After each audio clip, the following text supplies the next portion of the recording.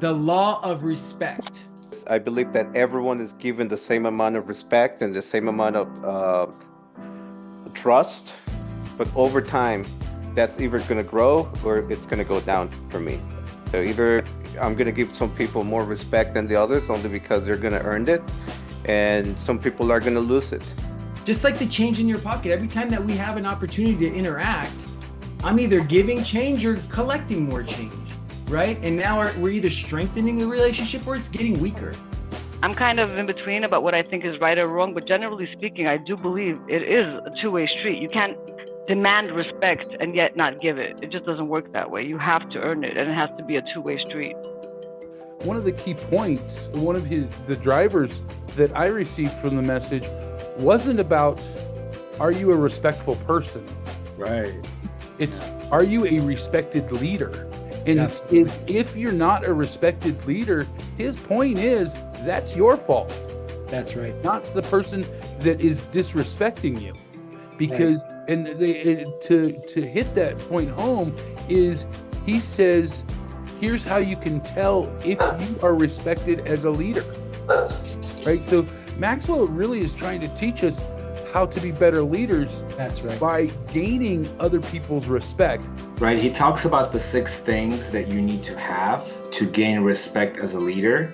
But the number one out of those 6 things has to do with how you treat people you work with. In order to get respect, you have to give respect. Yeah. Is it a means to an end, or is it a means to me getting my way? I would say, Arash, that comes down to character, right? Because you can only fake it so much. Like, if you don't actually have those core principles that build your character, at some point those cracks are going to show, right? So you can only act respectful for so long. You can only act like you're consistent for so long before the cracks actually show, if it's not really part of your true character. Time will either promote you or expose you, right? So like, how you do things over time will add up to who you are and the sum of your beliefs and the sum of your behaviors and the sum of your character flaws or benefits.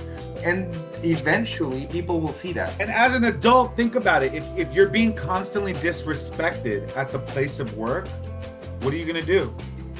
Leave. You're going to leave. Right? Because you're not happy in your environment, right? So like, in the end of the day, it's almost impossible to have harmony without respect. What do you do to solve for the people that are just being nice to get something their way? Well, guess what? Number 2 on how to gain respect as leaders, you got to make decisions that don't benefit you, because it's the right thing to do. So it's not just be nice to people. No. That's where it starts. That's the foundation. That's your character flaw or lack of or not. And then you got to do the other stuff. You got to make good choices. You got to make tough decisions. You have to be able to show other people success. The way we tend to others determines the kind of person we want to become. When we view people coldly, we become cold. When we view people generously, we are generous. When we view people respectfully, we become respected. The number one thing that people want in life, guys, is to just be heard, right? It all boils down to, did I hear you? If you said you don't like it when I call you by your first name, I had to hear that first, right? And then I had to process it and act respectful. But it all starts with my ears, right? So if we hear what people's boundaries are, we can act respectful. And if we don't hear those boundaries, we'll never be able to achieve that level of respect. I have an opportunity to learn. There's so much rich information that you have to deliver that I need to stop being so self-centered and thinking that I know everything. And that's respect, is actually seeing someone, is taking time and being present and hearing what they're really saying. It's all about relationships, right? This lesson, it's all about how do we get even deeper? How do we get to know each other even better? How do we get even closer? And it's all about respect.